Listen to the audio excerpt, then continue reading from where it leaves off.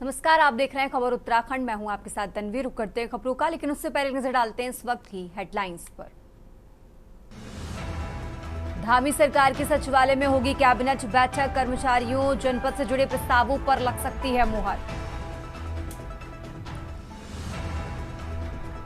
बख्शे नहीं जो आएंगे नकल माफिया। सीएम धामी ने कहा, सरकार को बदनाम करने का रच रहे षड्यंत्र। उत्तराखंड में आईएफएस अधिकारी और वकील के बीच तनाव। कानून मंत्रालय ने किया हाईकोर्ट से कार्रवाई का आग्रह। उत्तराखंड में यूकास्ट देगा युवा उद्यमियों को पेटेंट का अवसर। तकनीकी नवाचारों को मिलेगा प्रोत्साहन। यूके SSSC पेपर मामले में आयोग का रुख साफ। रद्द नहीं होगी स्नातक स्तरीय परीक्षा। अल्मोड़ा में अब बिना अनुमति के नहीं लगेंगे होर्डिंग। निगम से अनुमति और एनओसी अनिवार्य। नियमों का उल्लंघन करने वालों पर होगी कार्रवाई। आप देख रहे हैं के न्यूज, खबरों का सारथी। और चलिए अब रुक करते हैं खबरों का और शुरुआत करते हैं लक्सर की खबर से, जहां नवरात्रि के दूसरे दिन लक्सर नगर भक्ति और आस्था में पूरी तरह रंगा हुआ नजर आया। मां ब्रह्मचारिणी की पूजा अर्चना के लिए सुबह से ही मंदिरों में श्रद्धालुओं की भारी भीड़ उमड़ी। पंचलेश्वर महादेव, पार्थेश्वर मंदिर और दुर्गा मंदिर में भक्तों की भारी भीड़ देखने को मिली, जहां लोग अपने परिवार की सुख शांति और समृद्धि की कामना के साथ पहुंचे। शहर में कलश यात्रा के साथ परिक्रमा करते हुए श्रद्धालुओं ने मंदिरों में कलश स्थापना की। हवन पूजन के साथ नगर के विभिन्न हिस्सों में भजन कीर्तन और आकर्षक झांकियों का आयोजन हुआ, जिसे देखने के लिए भारी संख्या में लोग उमड़े। दुर्गा मंदिर के पुजारी संतोष पंडित ने बताया कि नवरात्रि एक विशेष आध्यात्मिक पर्व है, जिसमें विधि पूर्वक पूजा करने से सभी मनोकामनाएं पूरी होती हैं। नवरात्रि की शुरुआत घट स्थापना से होती है, जिसे सुख, समृद्धि और मंगलकारी माना जाता है। कलश के मुख में भगवान विष्णु, गले में रुद्र, मूल में ब्रह्मा और मध्य में देवी शक्ति का वास माना गया है। इस बार नवरात्र पूरे 10 दिन तक मनाया जाएगा, जिसमें 30 सितंबर को अष्टमी और 1 नवंबर को नवमी पर कन्या पूजन के साथ समापन होगा। तो भक्ति, श्रद्धा और उत्सव का ये पर्व पूरे नगर में विशेष उल्लास के साथ मनाया जा रहा है।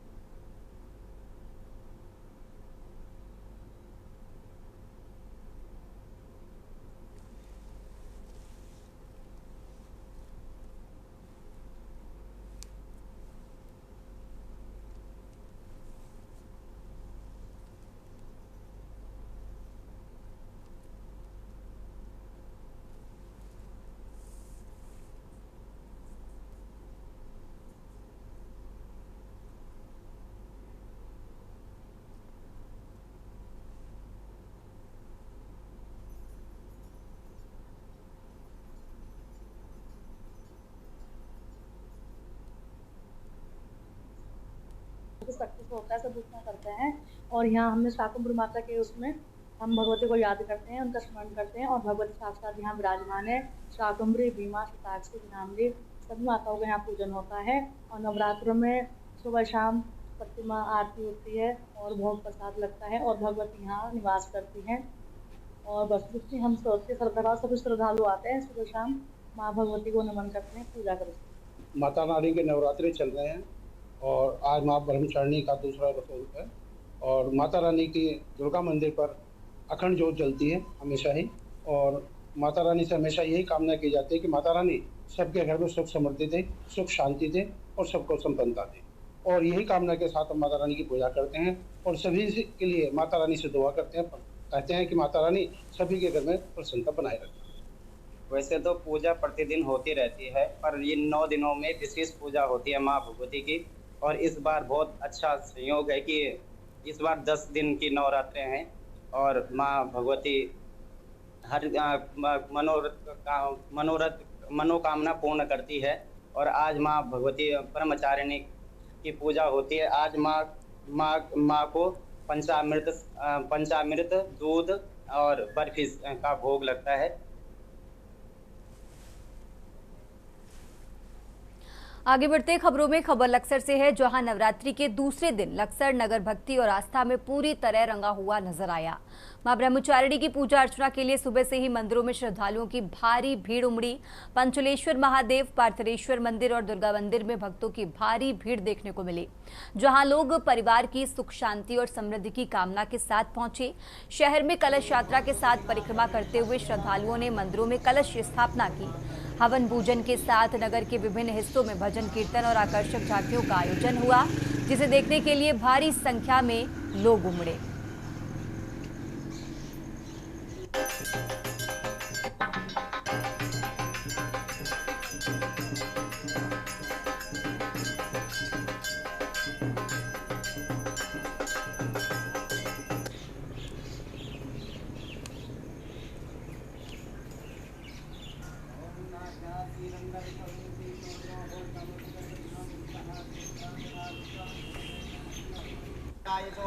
भक्त प्रसन्न वरदोय नमो नमस्ते। नमस्ते ब्रह्म रूपाय विष्णु रूपाय ते नमः। नमस्ते रुद्रोपाय करि रूपाय ते नमः। त्वां विघ्न शत्रुदलनीते सुंदरेति भक्त प्रदीप। आगे बढ़ते खबरों में खबर देहरादून से है, जहां शारदीय नवरात्रि के दूसरे दिन राजधानी देहरादून में श्रद्धा और भक्ति का विशेष माहौल देखने को मिला। इस दिन मां दुर्गा के द्वितीय स्वरूप मां ब्रह्मचारिणी की पूजा अर्चना पूरे विधि विधान से की जाती है। मंदिरों में सुबह से ही भक्तों की भीड़ उमड़ पड़ी और माता की भक्ति में डूबे हुए श्रद्धालुओं ने उपवास रखकर मांगी सुख समृद्धि की कामना। पौराणिक मान्यताओं के अनुसार मां ब्रह्मचारिणी ने कठोर तपस्या कर भगवान शिव को पति रूप में प्राप्त किया था।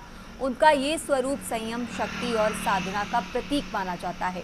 उनकी आराधना से साधकों को कठिन समय में धैर्य और जीवन की बाधाओं से लड़ने की शक्ति प्राप्त होती है। देहरादून के विभिन्न मंदिरों में भक्तों द्वारा दुर्गा सप्तशती का पाठ, आरती और जगजननी मां के भजनों का आयोजन किया गया। कई श्रद्धालु पूरे दिन उपवास कर माता से अपने परिवार के लिए सुख शांति और आरोग्य की प्रार्थना करते नजर आए।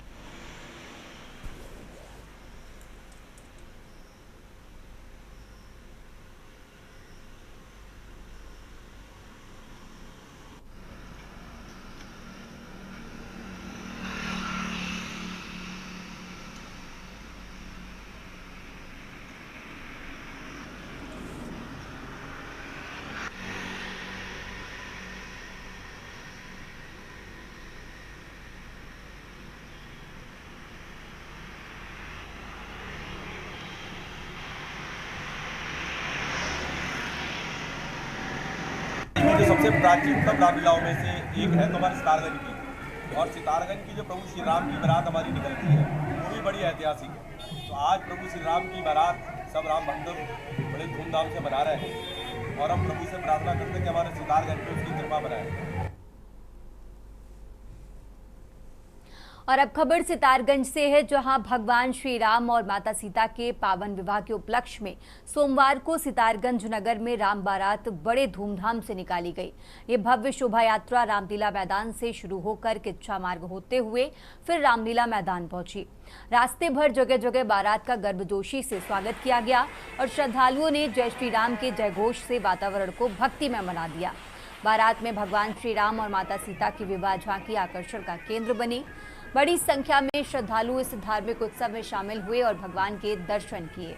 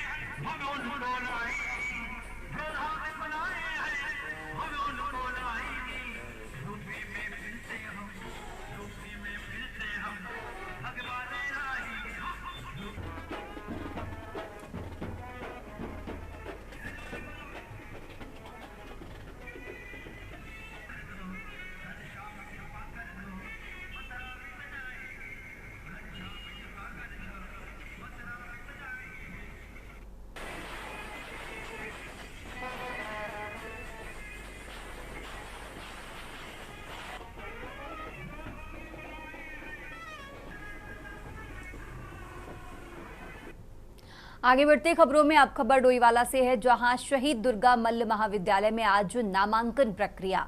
तो डोईवाला से खबर आपको बता रहे हैं 27 सितंबर को होगा छात्र संघ चुनाव। एनएसयूआई और एबीवीपी के बीच सीधा मुकाबला है। सह सचिव और कोषाध्यक्ष पद के छात्राओं के लिए आरक्षित है। कुल 6 पदों पर होंगे चुनाव। तो डोईवाला से खबर आपको बता रहे हैं, जहां एनएसयूआई और एबीवीपी के बीच सीधा मुकाबला है।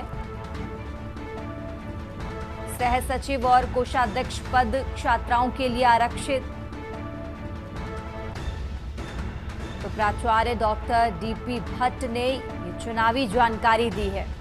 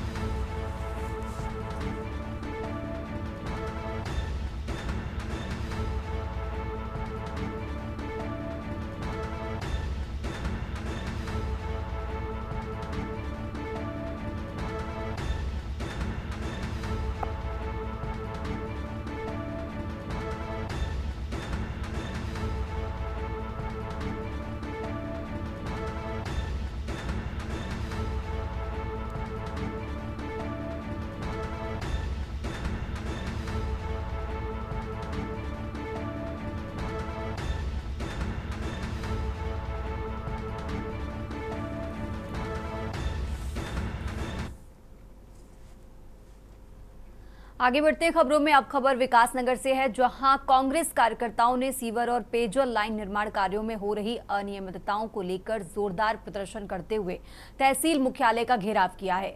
इस दौरान कार्यकर्ताओं ने तहसील प्रशासन को एक शिकायती पत्र सौंपा, जिसमें नगर क्षेत्र में हो रहे निर्माण कार्यों की गुणवत्ता पर सवाल खड़े किए गए। कांग्रेस कार्यकर्ताओं ने आरोप लगाया कि सीवर और पेयजल की पाइपलाइन डालने का काम पिछले कई महीनों से चल रहा है, लेकिन अब तक उसका कोई ठोस निर्माण नहीं निकला। जगह जगह खुदी सड़कें और सड़कों पर बहता गंदा पानी नगरवासियों की परेशानी का कारण बन गया है। पूर्व सभासद एवं कांग्रेस नेता शम्मी प्रकाश ने कहा कि निर्माण कार्य में लापरवाही बढ़ती जा रही है और ठेकेदार घटिया सामग्री का उपयोग कर मनमाने तरीके से काम कर रहे हैं। इसके अलावा निर्माण सामग्री ले जाने वाले वाहन भी अवैध रूप से संचालित किए जा रहे हैं। प्रदर्शनकारियों ने चेतावनी दी है कि यदि प्रशासन जल्द कार्रवाई नहीं करता है तो कांग्रेस इस मुद्दे पर आंदोलन को और तेज करेगी। इसमें अविलंब जांच करने का ये गंभीर अनियमितताएं देखी जा रही है। कंपनी द्वारा से परे किया जा रहा है, जिसकी कोई निगरानी नहीं है। कई गलियों को खोद निवासियों को, जिससे भारी समस्या का सामना करना पड़ा। छोटी गलियों में सीवर पाइपलाइन डालने का कार्य संकीर्ण मार्ग का हवाला देकर छोड़ दिया गया है। कंपनी के पास विधिवत है या नहीं है, इसका भी नहीं पता। आपसे निवेदन है कि कंपनी द्वारा अधूरे छोड़े गए कार्य कराए जाए और कार्य की गुणवत्ता की जांच तो एसडीएम साहब को हमारी तरफ से दे दीजिएगा और कहिएगा इसमें अविलंब जांच करने का ये रिसीविंग ले लीजिए एसडीएम साहब। आप गंभीर अनियमितताएं देखी जा रही है, कंपनी द्वारा कार्य गुणवत्ता से परे किया जा रहा है, जिसकी कोई निगरानी नहीं है। कई गलियों को खोद निवासियों को, जिससे भारी समस्या का सामना करना पड़ा। इस कंपनी द्वारा शहर के अंदर आधे अधूरे शहर के अंदर सीवर का पुनर्निर्माण का कार्य किया जा रहा है और साथ साथ जो है पेयजल की लाइनें भी बिछाई जा रही हैं, लेकिन उनकी गुणवत्ता इतनी बेकार है, उस गुणवत्ता को देखने वाला कोई अधिकारी नहीं है, कोई विभाग नहीं है। वो रेता घेर घेर के जो है नीचे पाइप बिछाए जाने का काम कर रहे हैं। दूसरी बात, जो सड़कें आज से 6 महीने पहले उन्होंने खोदी, वो सड़कें जस की तस पड़ी हैं। इतनी भारी बरसात इस बार हुई, उसके बावजूद जो है लोगों का वहाँ से घर से निकलना दूभर रहा। लोग उनसे निवेदन करते रहे, कई बार कंपनी के लोगों से हम लोगों की भी मुलाकात हुई, सिर्फ आश्वासन उन्होंने देने का काम किया। तो इस प्रकार का कार्य शहर में किया जा रहा है। और अब खबर देहरादून से है, जहां यात्रा के लिए शुरू की गई हेली सेवा की बुकिंग को तीर्थ यात्रियों से जबरदस्त रिस्पांस मिल रहा है। 27 सितंबर से 2 अक्टूबर तक की यात्रा के लिए बुकिंग शुरू हुई है और केवल कुछ ही घंटों में 90% टिकटों की बुकिंग हो चुकी है। देश भर से आ रहे श्रद्धालु हेली सेवा के जरिए केदारनाथ धाम की यात्रा को प्राथमिकता दे रहे हैं। यूकाडा के एसीईओ संजय सिंह टोलिया ने बताया कि अब तक करीब 9000 टिकटों की बुकिंग पूरी हो चुकी है और 2 अक्टूबर से आगे की तारीखों के लिए IRCTC के माध्यम से बुकिंग जारी रहेगी। हालांकि मौसम एक चुनौती बना हुआ है, लेकिन केदारनाथ क्षेत्र में मौसम साफ है और हेलीकॉप्टर सेवा सुचारू रूप से संचालित की जा रही है।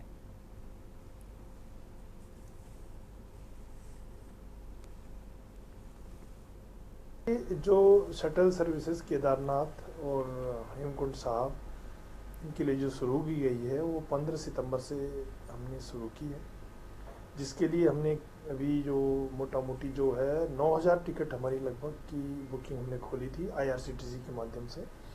उसमें से हमारी लगभग 90% टिकटों की बुकिंग हो चुकी है। 15-16 को हमारी सॉटी उतनी नहीं हो पाई थी, लेकिन अब मौसम हमारा क्लियर है, अच्छी यात्रा चल रही है।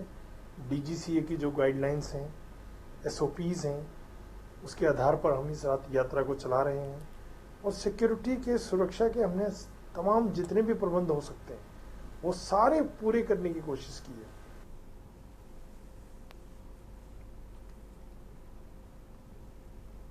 आगे बढ़ते खबरों में, उत्तराखंड में सरकारी नौकरी पाने के लिए कड़ी मेहनत करने वाले बेरोजगार युवाओं के सपने नकल माफिया चकनाचूर करने में कोई कसर नहीं छोड़ रहे। पिछले कुछ सालों में लगातार ऐसे मामले सामने आ चुके हैं जो लगातार भर्ती परीक्षा सवालों के कटघरे में खड़ी रही।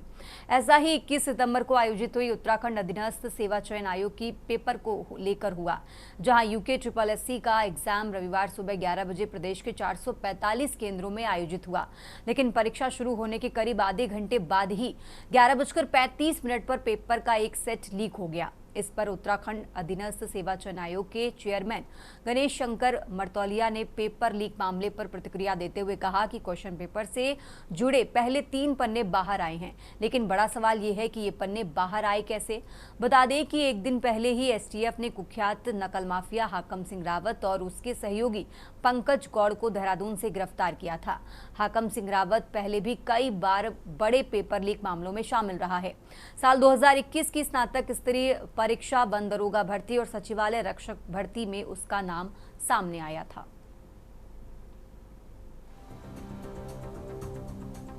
उत्तराखंड के मुख्यमंत्री पुष्कर सिंह धामी के सख्त नकल विरोधी कानून के तहत बीते दिन उत्तराखंड पुलिस और STF ने बड़ी कार्रवाई करते हुए नकल माफिया हाकम सिंह और उसके सहयोगी पंकज गौड़ को गिरफ्तार कर लिया है।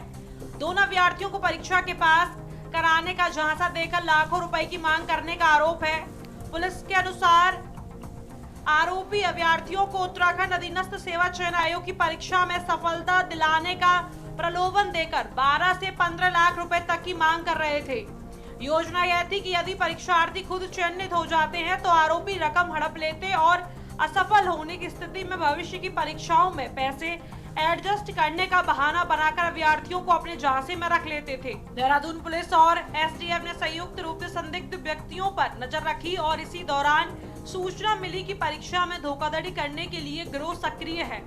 जांच में सामने आया कि पंकज गौड़ हाकम सिंह के संपर्क में है और अभ्यर्थियों से पैसे की मांग कर रहा है। इस आधार पर कार्रवाई करते हुए पुलिस ने दोनों आरोपियों को पटेल नगर क्षेत्र से गिरफ्तार कर लिया। एसटीएफ एसएसपी नवनीत सिंह भुलकर ने देहरादून पुलिस द्वारा UKSSC स्नातक स्तरीय परीक्षा में नकल गिरोह के सरगना हाकम सिंह और उसके साथी को गिरफ्तार किए जाने पर कहा, मुख्यमंत्री द्वारा सख्त नकल विरोधी कानून पारित करने के बाद से एसटीएफ जिला पुलिस और साइबर पुलिस हर परीक्षा से पहले लगातार निगरानी कर रही है। 2 दिन पहले जानकारी मिली थी कि कुछ व्यक्तियों ने कुछ अभ्यर्थियों से संपर्क कर उन्हें कुछ पैसे के बदले परीक्षा में पास कराने का प्रलोभन दिया था। जांच के दौरान पंकज गौड़ को पूछताछ के लिए बुलाया गया। कुल 6 छात्रों से उन्होंने संपर्क किया था और उनसे 12 से 15 लाख रुपए मांगे थे। पंकज गौड़ हाकम सिंह के संपर्क में था। हाकम सिंह से भी पूछताछ की गई है और दोनों को गिरफ्तार कर लिया गया है। गिरफ्तार किए गए दोनों व्यक्तियों के खिलाफ सबूत और रिकॉर्डिंग मिली है। UKSSC के एक पत्र को भी जांच में शामिल किया गया था। इसके अलावा एसटीएफ उन सभी आरोपियों के ठिकानों की जांच कर रही है जो पूर्व में ऐसे मामलों में प्रकाश में आए थे या जेल गए थे और उनसे कई जिलों में पूछताछ भी की जा रही है। आइए आपको सुनाते हैं कि मोबाइल पर क्या बात हुई, माफिया व अभ्यर्थियों के वॉइस रिकॉर्डिंग। वो सर मेरा वो है ना एग्जाम है अभी 21 तारीख को ना। हाँ पता है, तो आप डायरेक्टली उसमें कॉल करो ना यार। एकदम आप कॉल करके बोल रहे हैं कि सर मैं व्हाट्सएप कॉल कर सकता हूँ आपको, ये गलत है ना, ऐसा नहीं बोलना चाहिए। नहीं तो मैंने पूछ लिया, क्या पता। नहीं, आप जब भी ऐसा होता है तो आप मैसेज डाल दिया करो, सर अर्जेंट कॉल भी, तो मैं अब कॉल कर दिया करो। काफी टाइम हो गया ना पेपर देते देते, पिछली बार भी नहीं हो पाया मेरा। कल शायद में ना कितने नंबर से रहे? उसमें तो 3 नंबर से रह गया था मेरा। पक्का? और अभी क्या कर रहे हैं प्रेजेंट टाइम? अभी मतलब तैयारी कोचिंग वगैरह कर रहे हैं? हाँ अभी तो तैयारी है। कल शायद में 3 नंबर से रहे थे। 3 नंबर से रह गया था मैं, तो भी बोल रहा था। इसमें है तो है, पर इसमें वो है 15 लाख रुपए है इसमें, मैंने बोला तो था। अच्छा कम कुछ हो जाएगा कुछ? अरे कुछ नहीं है भैया, कम कहाँ, कम के चक्कर में तो फंस गए थे लोग जब ज्यादा लड़के भरे। कम लड़कों में ज्यादा बजट में करते हैं। अच्छा चलो तो फिर है ना। हाँ कम लोगों को लेंगे, ज्यादा पैसे खाते, ज्यादा लोग ना भरने पड़े, समझ गए? अच्छा पहले तो ये काम 12 में होता था। हाँ लेकिन अब बढ़ा दिया ना। अब ये है कि लड़के ज्यादा नहीं भरते, 2 4 5 भरने बस। अच्छा उसके नजदीक है, अगर वो जैसे हमको मिलता है, हम लोग लगे हैं, मतलब उसके सारे एंगल पर अगर वो मिलता है तो चीज़ें क्लियर हो जाएंगी कि किसने मदद की, चाहे वो जयमालाल ने मदद की या किसी टीचर ने मदद की या किसी ने मदद की, तो वो चीज़ें फिर आसान हो जाएंगी हमारे लिए। अगर वो आदमी अगर हमको मिल जाता है, जिसने फोटो खींची और क्वेश्चन सॉल्व करके दिया, उसने आगे कहा नहीं। उत्तराखंड की खबरों में फिलहाल इतना ही। आप देखते रहिए के न्यूज़ इंडिया। आप देख रहे हैं के न्यूज़, खबरों का